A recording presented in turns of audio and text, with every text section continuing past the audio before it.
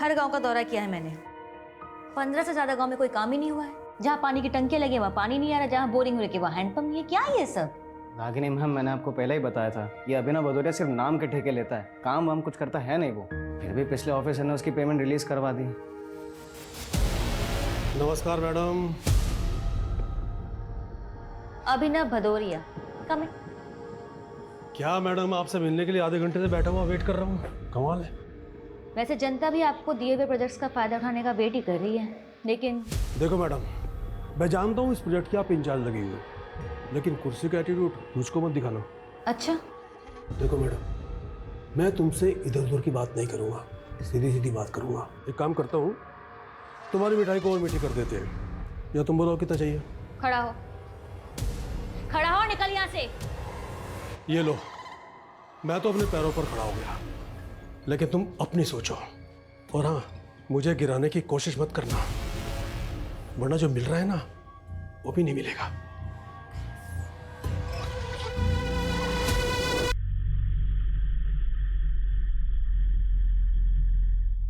लीजिए भैया।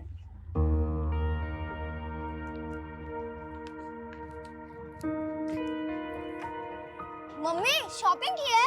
हाँ, अंदर चलो दिखाती हूँ। बहू, आज फिर से फालतू खर्चा कर रही? कमाती है तो इसका मतलब सब उड़ाती रहेगी? अरे माँ जी, सरकारी नौकरी है देवरानी की, अब ऊपर की कमाई ऐसे ही तो उड़ाएगी। बस करो भाभी, और कितने ताने मारोगी आप? खबरदार जो बड़ी बहू को कुछ कहा तो। घर का सारा काम यही करती है, तू नहीं। तू क्या करती है? सुबह उठती है, सजती है, संवरती है और निकल जाती है घर से। घर के कामों से तो तुझे कुछ लेना देना नहीं है। माँ जी, मुझे अपना परिवार चलाना आता है, और भाभी मैं अपनी जॉब भी ना बहुत ईमानदारी से करती हूँ। आप लोगों के मशवरे की मुझे जरूरत नहीं है। रागिनी, ऐसे बदतमीजी से बात करोगी माँ से? चलो माफी मांगो। रागिनी, मैंने कहा माफी मांगो माँ से। मैं तो माफी मांग लूंगी, लेकिन थोड़ी नसीहत अपनी माँ और भाभी को भी दो कि मुझसे रोज ऐसे ना पेश आया करे। I am sorry.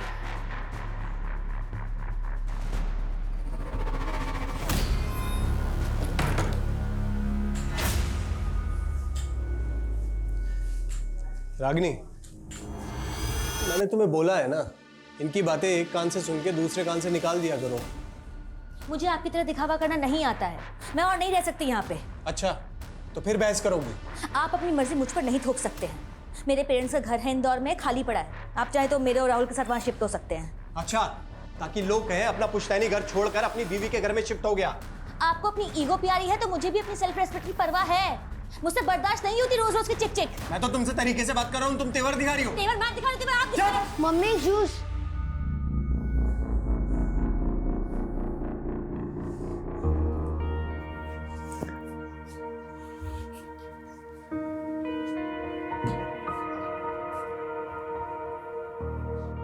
आप ऑफिस से थक के आए और सब आपके पीछे पड़ गए।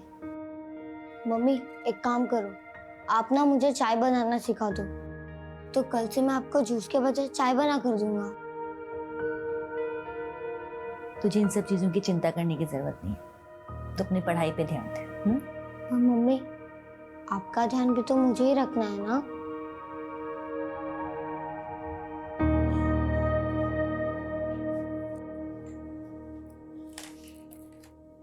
बहू, पहले इस मैडम को खाना लगा दो। रसोई में काम तो उसे करना नहीं है, कम से कम खाना तो पहले खा ले। बस कीजिए माँ जी, और कितने ताने मारेंगी आप? हद होती है तानों की भी। सुबह आपको टाइम पे नाश्ता इसलिए मिल जाता है क्योंकि मैं सुबह ऑफिस जाने से पहले बना के जाती हूँ, आपकी बड़ी बहू नहीं। क्या बात है रागिनी, वाह, इतनी अकड़ लाती कहां से है तू? हाँ? राहुल उठो, यहाँ बैठे रहोगे तो तुम्हारे संस्कार भी खत्म हो जाएंगे। चलो उठो। इंसल्ट करती है मेरा संस्कार खराब कर दे।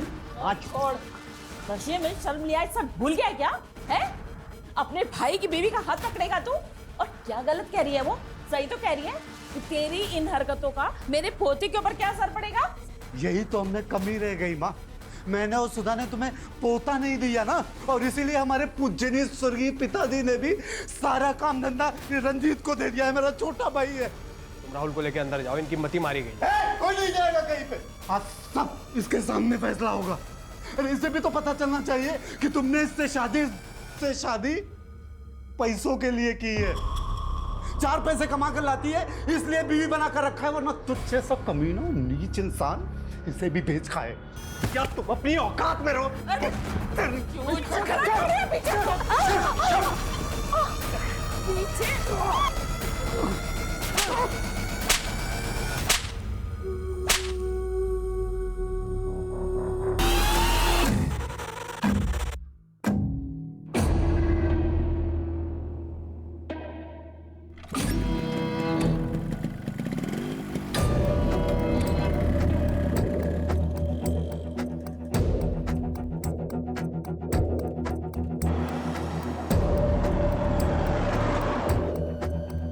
number you are trying to call is out of coverage area.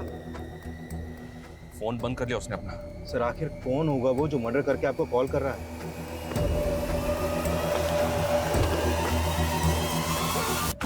चलिए हटिए। मम्मा उठो ना मम्मा। पापा।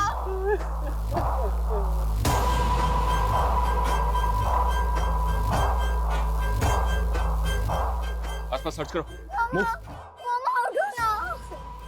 नहीं सर, मुझे तो पता ही नहीं चला कहाँ से गोली चली। सर मैं और मेरा बेटा उसके पास जा रहे थे, एकदम से गोली चली और वो गिर गई। तो आप तीनों साथ में नहीं थे? नहीं सर, वो ऑफिस से आई थी, वो हमारा यहाँ पे वेट कर रही थी। हम सब साथ मिलके शॉपिंग पर जाने वाले थे। रागिनी काम क्या करती है? सर वो एक गवर्नमेंट सर्वेंट थी, DCOP ऑफिसर। सर यहाँ कई विटनेस का कहना है कि शूटर बाइक पे था और उसने हेलमेट पहना हुआ था। बाइक और हेलमेट रेड कलर का था और व्हाइट कलर की शर्ट पहनी हुई थी उसने। आसपास चेक करो कितने CCTV लगे, सबकी फुटेज निकलवाओ। Okay sir. सर इसने तो फेक नंबर प्लेट लगा रखी है बाइक पे। और जिस नंबर से इसने मुझे कॉल किया था वो नंबर भी फेक ID पे ऑब्टेन किया गया था। मेरे पर्सनल नंबर पे कॉल करके मुझे चैलेंज दे रहा था, बोल रहा था कि उसको पकड़ के दिखाओ। मतलब ये आपको पहले से जानता था? आपका पर्सनल नंबर इसके पास कैसे आया? I don't have any clue. लेकिन अजीब बात है, मेरा फ़ोन कॉल रिकॉर्डिंग मोड पे रहता है। मैंने इसकी रिकॉर्डिंग नहीं सुनी, लेकिन इसकी आवाज़ सुनने के बाद भी मुझे समझ में नहीं आ रहा कि होगा कौन।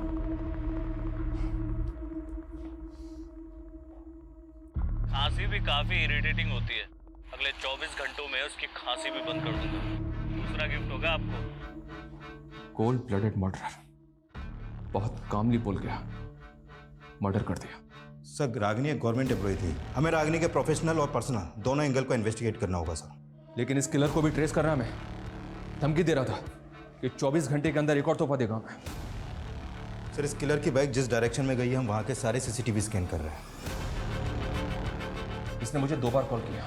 पहली कॉल के वक्त इसका फ़ोन MG रोड पे एक्टिव था और दूसरी कॉल इसने टाउन मार्केट से 2 किलोमीटर दूर अमुना रोड से की। उन दोनों एरिया में इंक्वायरी करो, पता करो इस होली का आदमी वहाँ किसी ने देखा था क्या। Okay sir.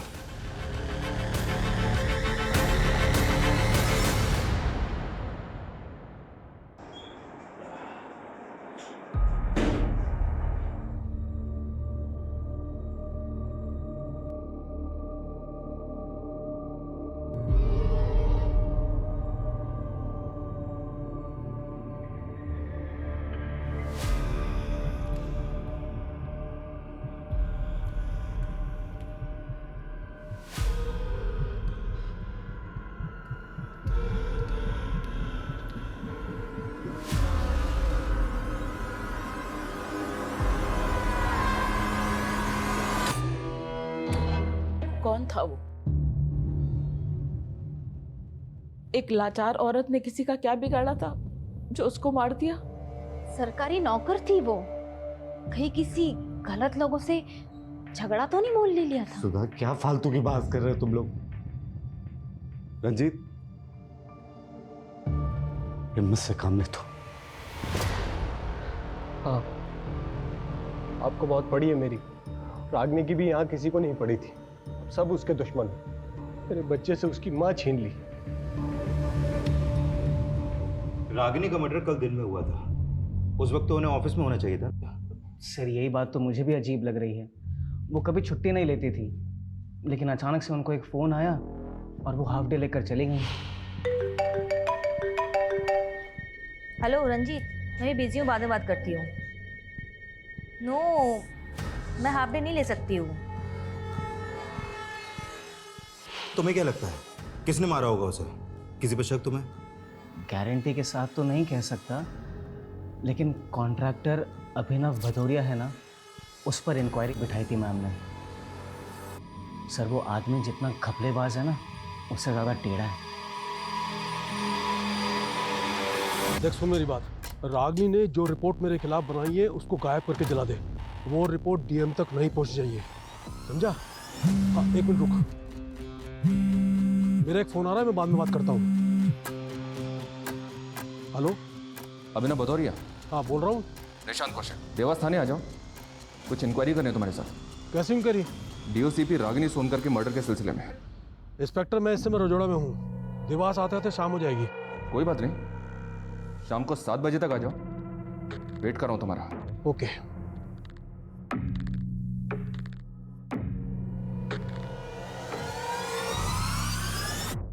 इंक्वायरी? कैसी इंक्वायरी? डीओसीपी रागिनी सोनकर के मर्डर के सिलसिले में। इंस्पेक्टर मैं इस समय रजोड़ा में हूँ, देवास आते आते शाम हो जाएगी।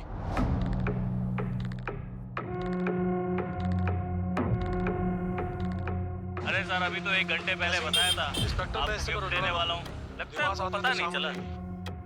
नहीं सर, अभी ना भदौरिया की आवाज़ उस कॉलर से मैच नहीं हो रही।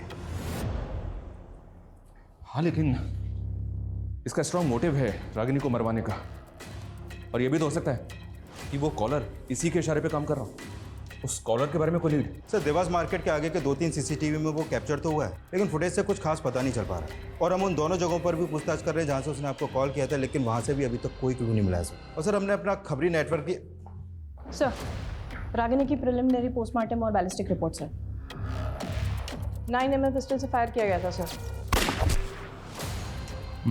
फैमिली को बॉडी दे दी।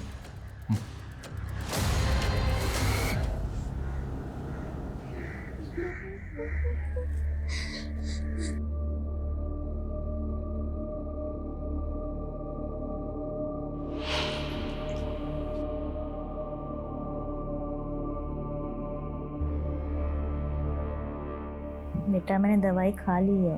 मम्मा जब मुझे फीवर होता है तब आप मुझे दवाई खिलाते हो, पट्टी लगाते हो, तो मैं कैसे फटाफट ठीक हो जाता हूँ। वैसे आप भी अभी जल्दी ठीक हो जाओगी।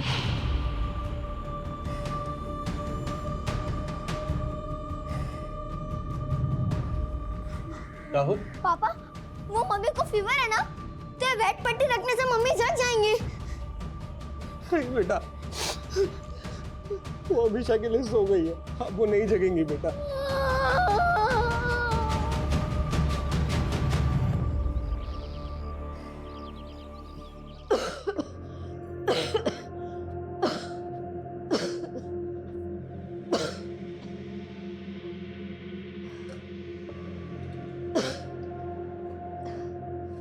माँ जी, आपको टीबी है, आप क्यों चीजों को हाथ लगा देती हैं?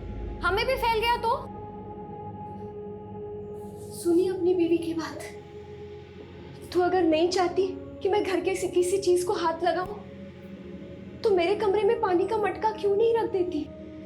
अरे आपको तो हर बात बुरी लगेगी ना। आपको जो चाहिए आपको अंदर मिल जाएगा, बस आप अपने कमरे से बाहर मत निकलना।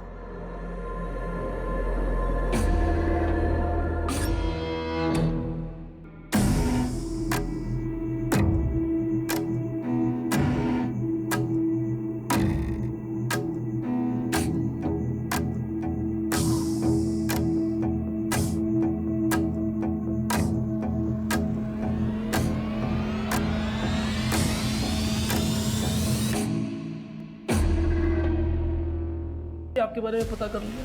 वैसे मेरे भी कुछ दोस्त हैं पुलिस में, और हाँ, जब भी मैं किसी से मिलने जाता हूँ ना पहली बार, तो उसके लिए मिठाई लेकर जाता हूँ। रागिनी की मौत से बहुत खुश दिख रहा है तो, इसलिए मिठाई बांटता फिर रहा है। कहीं ऐसा तो नहीं कि तू नहीं रहा? रागिनी का मर्डर करवा के मुझे क्या मिलेगा? कुछ नहीं। तेरे बारे में सब पता किया हमने। तू मिठाई के डिब्बों में रिश्वत भिजवाता है, लेकिन रागिनी ने तेरी इंक्वायरी बिठवा दी थी। इंस्पेक्टर अपनी इंक्वायरी पर ध्यान दे। मेरे खिलाफ कुछ मिला या ऐसे ही बज रहा है? बस एक बार सबूत हाथ लग जाए फिर अच्छी तरह से बचवाएंगे तुझे। अच्छा तेवर है, वाह। मेरे खिलाफ सबूत लेकर आ, और सुन, मेरा कुछ बिगड़ने वाला नहीं है, समझा? उस कॉलर के तरह इसके तेवर भी कुछ कम नहीं थे सर। ये भी चैलेंज करके गया। नजर रखो इस पे। सर, उस किलर ने आपका पहला कॉल एमजी रोड से ही किया था और उसी दौरान रागनी का पति रंजीत का फोन भी एमजी रोड पे ही एक्टिव था। क्या रंजीत का उस कॉलर से कनेक्शन? सर, कनेक्शन तो कुछ नहीं मिला है, लेकिन रंजीत ने रागनी को एमजी रोड से कॉल करके देवास टाउन मार्केट बुलाया था। सर, मुझे तो लग रहा है कि उसने पर्पसली रागनी को वहां पे बुलाया था। लेकिन रंजीत अपनी बीवी को क्यों मारेगा? क्या मोटिव हो सकता है उसका?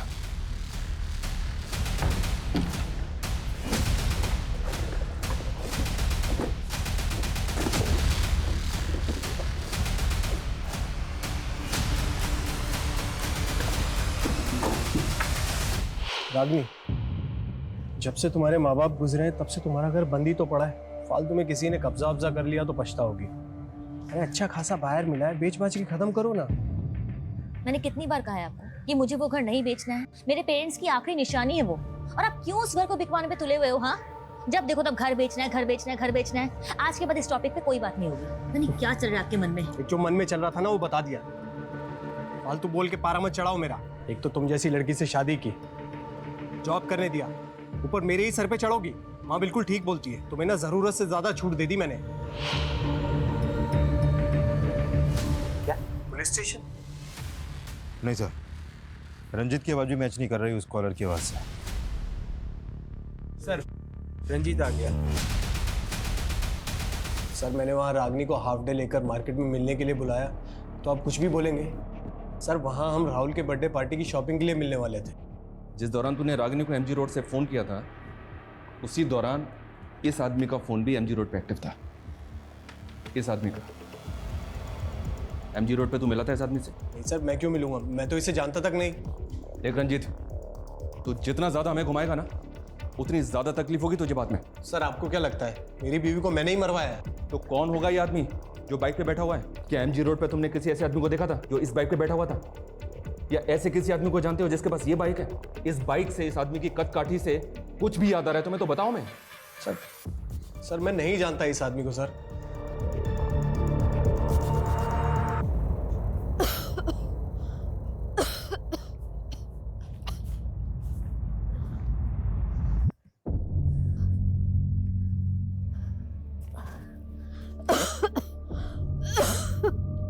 हे भगवान, मैं हार गई इस जीवन से।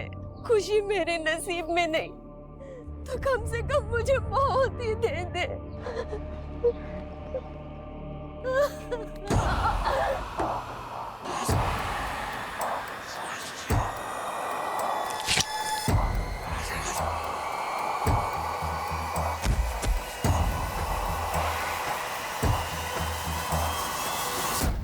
भले ही रंजीत की आवाज उस कॉलर से नहीं मिलती, लेकिन इत्तेफाक नहीं हो सकता कि जिस एरिया से उस कॉलर ने मुझे पहला कॉल किया था, उसी एरिया में रंजीत भी था।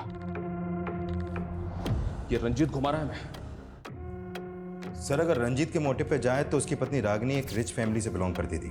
माँ बाप की एक लौती बेटी थी और उनके जाने के बाद इंदौर का घर रागनी का होने वाला था, जो अब रागनी के बाद रंजीत का हो जाएगा। हाँ, लेकिन हेलो, कौन? आपका एक और गिफ्ट तैयार है सर। अमोना के सिमर गांव में जो इच्छा पूर्ति पेड़ है ना, वहाँ एक और मर्डर कर दिया मैंने। देख, तू जो भी है, तू बचेगा नहीं मुझसे। अरे चिल्लाओ मत सर। एक तो आप सिर्फ चिल्ला सकते हो, मुझे पकड़ नहीं सकते। तरस आता है मुझे आपकी लाचारी पे। तेरे तो मैं काम डाउन सर। अगला मर्डर भी प्लान कर लिया है मैंने, लेकिन आप ना दिमाग पे ज्यादा जोर मत दो। क्या है कि उससे बीपी हाई हो जाता है, और हाई बीपी से आंखें भी खराब हो सकती हैं, और मैं नहीं चाहता मेरी वजह से आपकी आंखों में चश्मा लगे। इसलिए चुपचाप अमोना जाइए और अपना तोहफा कबूल कीजिए। बाय। हेलो हेलो, अमोना जाना है मैं। उसने कहा कि अमोना के सिमोर गांव में उसने एक और मर्डर किया है। क्या? उसने अगला मर्डर भी प्लान कर लिया, ये भी बोला उसने। पता नहीं और कौन कौन है जिसको वो टारगेट करने वाला है। ऐसे number 5, my favourite food. I am very foodie.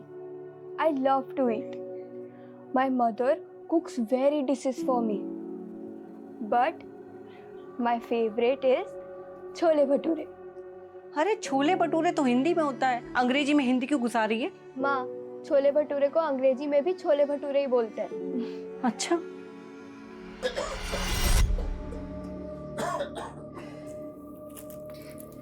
Gita देखो देखो मैं क्या लाया हूँ, तुम्हारे नए स्कूल के कपड़े।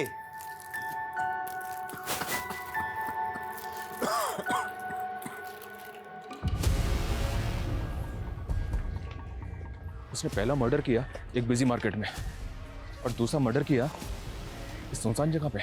यस सर, पहले विक्टिम को शूट किया गया और इसका गला चाकू से स्लिट किया गया। दोनों का कातिल एक है तो पॉसिबल है कि रागिनी और मंजू ये दोनों एक दूसरे को जानते हो। नहीं सर, हम किसी रागिनी को नहीं जानते और माँ ने भी कभी किसी रागिनी का जिक्र नहीं किया। इस आदमी को गौर से देखिए, हमें शक है कि इसी ने आपकी मदर को मारा है। इसका चेहरा तो नहीं दिख रहा है, लेकिन क्या आप किसी ऐसे आदमी को जानते हैं जो ऐसी बाइक चलाता हो, जो इसी कद का ठिका हो? नहीं सर, कुछ समझ नहीं आ रहा है इसमें।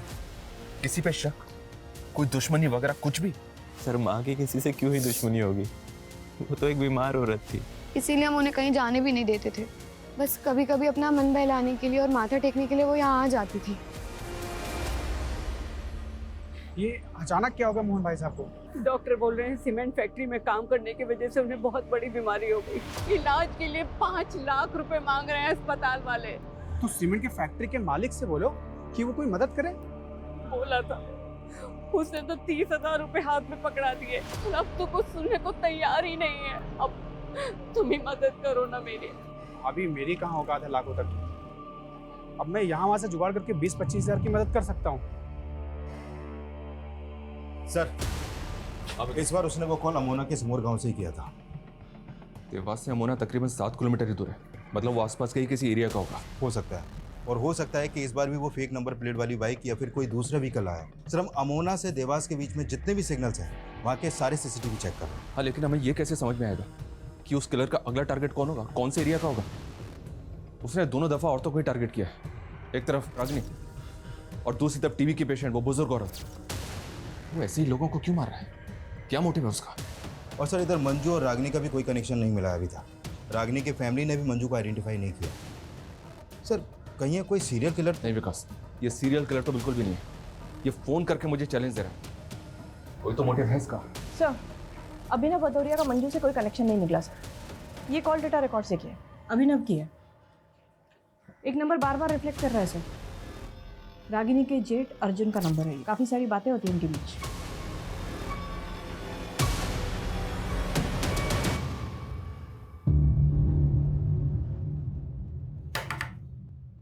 गीता, माँ कहाँ है? हॉस्पिटल, अभी आ ही रही है खाना लेने। मोहन भैया कैसे हैं भाभी? उनकी हालत बहुत नाजुक है और अभी तो पूरा पैसा भी नहीं हो पाया है इलाज का। मैं वही बताने आया था कि मैंने एक सरकारी आदमी का मालूम किया है। मोहन भैया के इलाज के खर्चे में वो रियायत दिला सकता है। कैसी रियायत? सरकार की स्कीम है कि सीमेंट फैक्ट्री में काम करने वाले मजदूरों का इलाज फ्री में होता है, और आपने जो पैसा जमा किया वो भी शायद वापस हो सकता है। ऐसा हो सकता है? हाँ, मोहन भैया के हॉस्पिटल के कागज लेकर के और उनकी सीमेंट फैक्ट्री वाली आईडी लेकर के शाम को मेरे साथ चलना, सरकारी आदमी से मिलवा दूंगा मैं। ठीक है। मैंने कहा ना, मेरा रागिनी के मर्डर से कोई लेना देना नहीं है। रागिनी के जेठ से क्या लेना देना है? मैंने कहा ना, कोई लेना देना नहीं है। अब बस, अब अगर और ज्यादा कर दिखाई ना तब। हाँ, मैंने रागिनी के जेठ को पैसे दिए थे।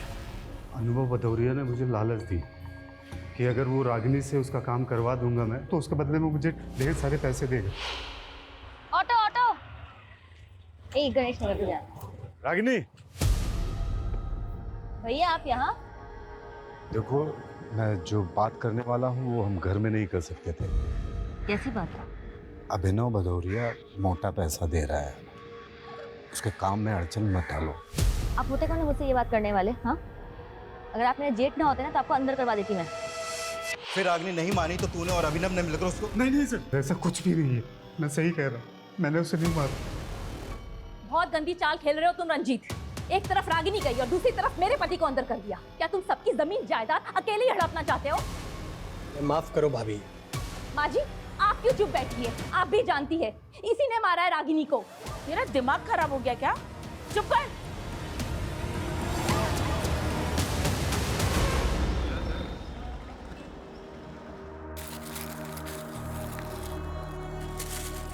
भाभी मैंने साहब को सब कुछ बता दिया है, आप जाकर मिल लो। चल। हाँ गीता, तुम यहीं रुको, बैठो। तू यहीं रुक, मैं अभी आई।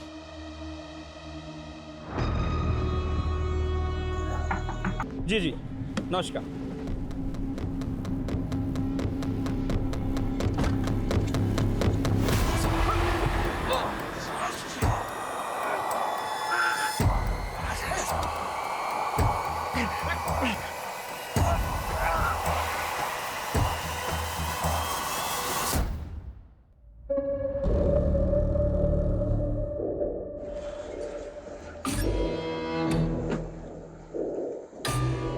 सर, अर्जुन की इलेक्ट्रॉनिक वॉइस भी उस कॉलर की आवाज से मैच नहीं कर रही है। अभिनव, अर्जुन और रंजीत, ये तीनों सस्पेक्ट हैं और इन तीनों का उस कॉलर से कोई कनेक्शन नहीं मिल पा रहा है। मंजू जी का भी कोई खास कनेक्शन नहीं मिल रहा सर। उनके पड़ोसियों ने बताया कि बेटे और बहू का मंजू जी की तरफ कोई खास बर्ताव नहीं था सर। वो अक्सर बीमार रहती थी और ये लोग उसकी बीमारी से परेशान थे। हाँ, लेकिन ऐसा भी तो नहीं लग रहा है कि कुछ सुपारी कलर होगा। इसका कोई ना कोई मकसद जरूर है।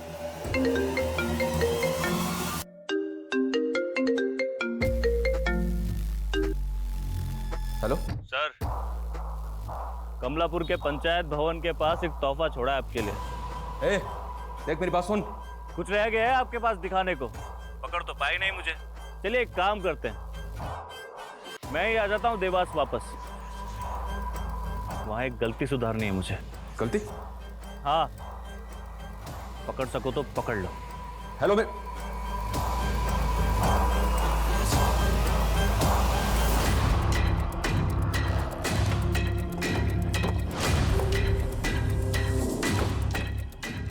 आसपास सर्च करो। सर, यहाँ पे मर्डर हुआ है? लग नहीं रहा मुझे।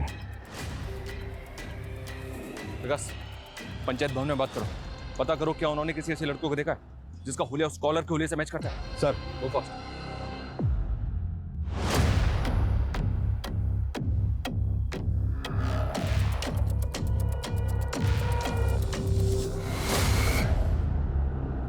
सर, लाश यहाँ पड़ी है।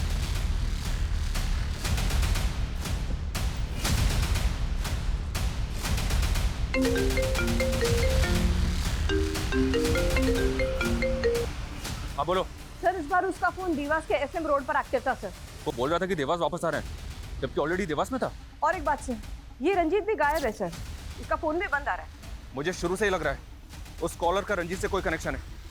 इस रंजीत के बारे में सब कुछ पता करो। Okay sir.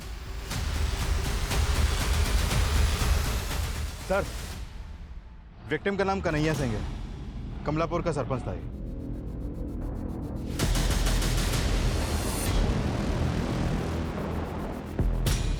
मैडम, ये क्या कर रही हैं आप? हमें अपना काम करने दीजिए, और अगर आप रंजीत के बारे में कुछ भी जानती हैं तो मुझे अभी के अभी बताइए। मैडम, हमने बोला ना हमें कुछ नहीं पता। मैडम जी, एक मिनट। ये देखिए, इतने सारे प्रॉपर्टी के पेपर हैं, सब में नाम अलग अलग हैं।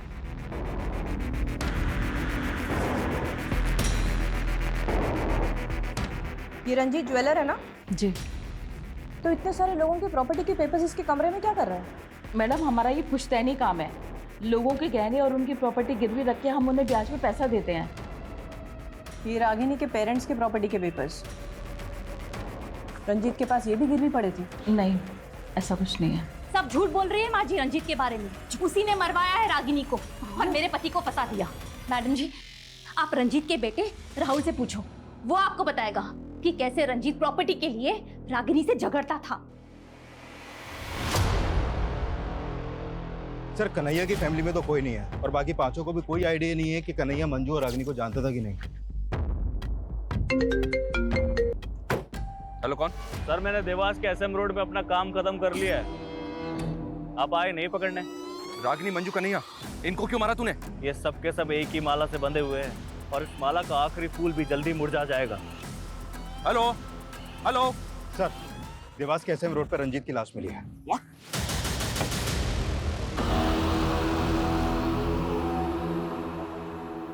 रागिनी की तरह रंजीत को भी शूट कर दिया।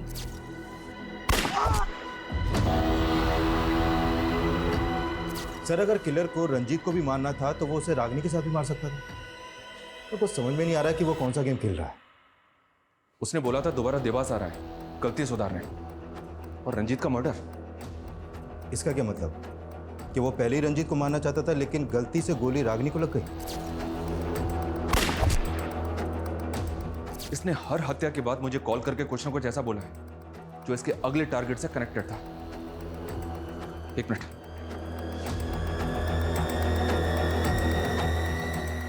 ये सुनो। खांसी भी काफी इरिटेटिंग होती है। और सेकंड विक्टिम मंजू थी, टीबी पेशेंट। उसके मर्डर के बाद उसने कहा अगला मर्डर भी प्लान कर लिया है मैंने, लेकिन आप ना दिमाग पे ज्यादा जोर मत दो। क्या है कि उससे बीपी हाई हो जाता है, और हाई बीपी से आंखें भी खराब हो सकती हैं, और मैं नहीं चाहता मेरी वजह से आपकी आंखों में चश्मा लगे। थर्ड विक्टिम का नहीं है, हैवी नंबर का चश्मा लगा था उसे। तो फिर सर उसने आखिरी कॉल में क्या कहा जो हमें अगले टारगेट का हिंट थे? ये सब के सब एक ही माला से बंधे हुए हैं, और इस माला का आखिरी फूल भी जल्दी मुरझा जाएगा। माला और फूल। माला और फूल? यस, माला और फूल। लेकिन सर इससे कैसे पता चलेगा कि वो किसको मारने वाला है?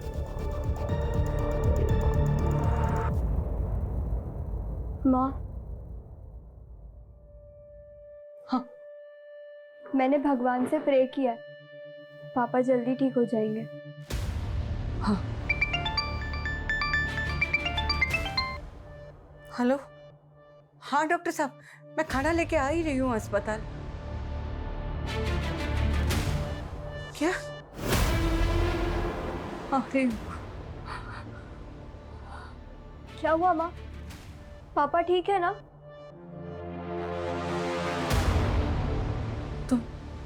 तुम ही रहो, मैं रिक्शा लेकर आती हूँ।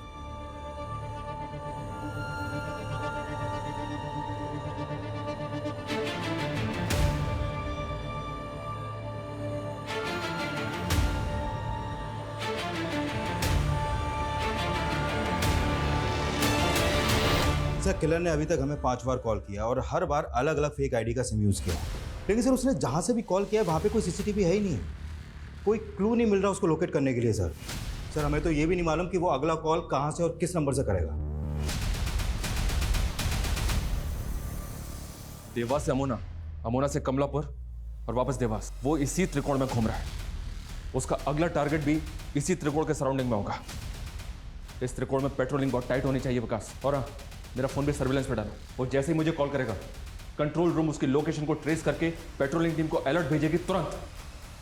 इस बार कैसे भी करके हमें इसको पकड़ना है। मैं रंजीत का बैकग्राउंड चेक कर रही थी सर, तब मुझे एक कनेक्शन मिला मंजू के वाया। कैसा कनेक्शन? सर रंजीत के घर में बहुत सारे प्रॉपर्टी के पेपर्स थे, जिसमें से ये प्रॉपर्टी का पेपर है मोहन कुमार के नाम का। मोहन कुमार ने अपना घर गिरवी रखा था रंजीत के पास सर, उसके बाद उसने धोखे से इस पर हड़प लिया। सर ये फोटो आइडेंटिफाई की है मंजू के बेटे के थ्रू, मोहन कुमार। सर मोहन माँ का दूर का रिश्तेदार था और उसने माँ को मुसीबत के समय 2 लाख रुपए भी उधार दिए थे, लेकिन जब मोहन बीमार पड़ा तो माँ उसकी पत्नी पूनम की मदद नहीं कर पाई थी।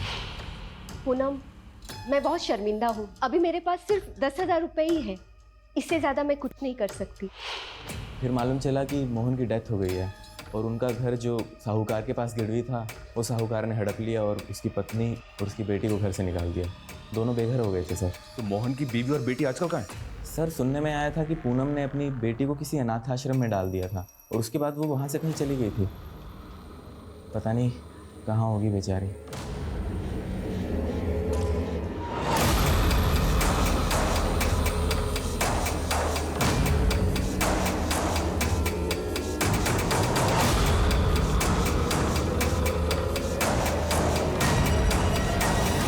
सर पूनम 2 साल पहले गीता को एक अनाथ आश्रम में छोड़ के गई थी और करीब 6 महीने पहले इंदौर की एक फैमिली ने गीता को वहां से अडॉप्ट किया था। पूनम की फैमिली के बेघर होने के पीछे मंजू एक वजह है, क्योंकि उसने पूनम को 2 लाख रुपए नहीं दिए थे। वहीं रंजीत ने उनका घर गिरवी रख लिया था।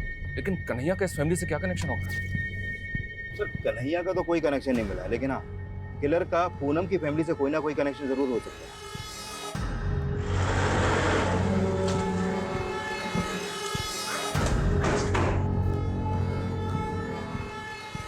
क्या हो गया बेटा? हाँ, कहीं घूमने जाना है तो मैं देखता हूँ। जी कहिए। आपसे कुछ बात करनी है।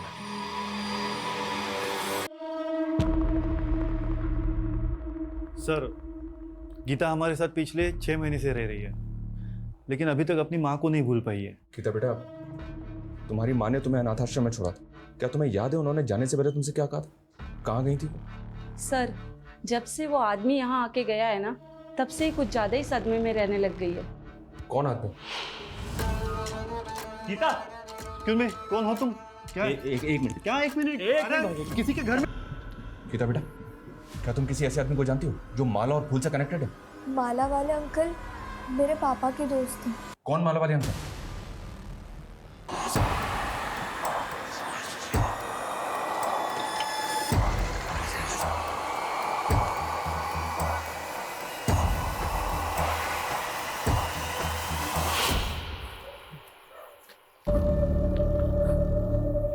तू? दीदी मेरी बात का भरोसा करो, जेल से निकलते वक्त मैंने कसम खाई थी आज के बाद कोई गलत काम नहीं करूंगा। तूने हमेशा हमें बदनामी ही दी है। तेरी वजह से बाबा का सर झुक गया, उन्होंने आत्महत्या कर ली, और मैंने उसी समय से सोच लिया था कि तुझसे अभी कोई रिश्ता नहीं रखना मुझे।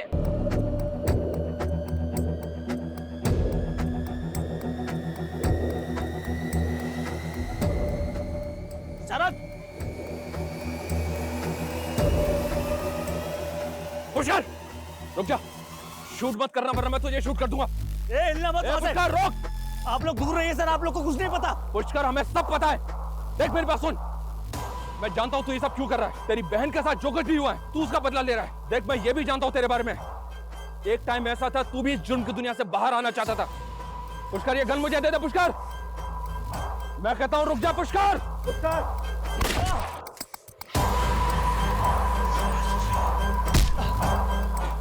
लेकर जाओ इसे।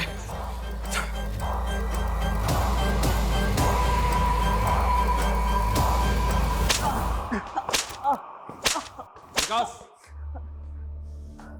उठ। पुष्कर सिंह, बहुत तरक्की कर ली तूने, ड्रग पेडलर से मर्डरर। सर, पिछली बार जब आपने मुझे जेल में डाला था ना, मैंने कसम खाई थी आज के बाद कोई गलत काम नहीं करूंगा। पर जेल से बाहर निकलने के बाद मैं क्या देखता हूं, मेरी बहन के साथ इतनी नाइंसाफी। मेरे जीजा बीमार क्या हुआ है, उस बुढ़िया मंजू ने घर से 2 लाख रुपए मार लिया। उसके बाद उस रंजीत ने मेरे जीजू के मरने के बाद घर हड़प लिया, और शरद ने मेरी बहन की मजबूरी का फायदा उठाया उस कन्हैया के साथ। उससे भी जब उसका जी नहीं भरा तो उसने मेरी बहन को कहीं बेच दिया।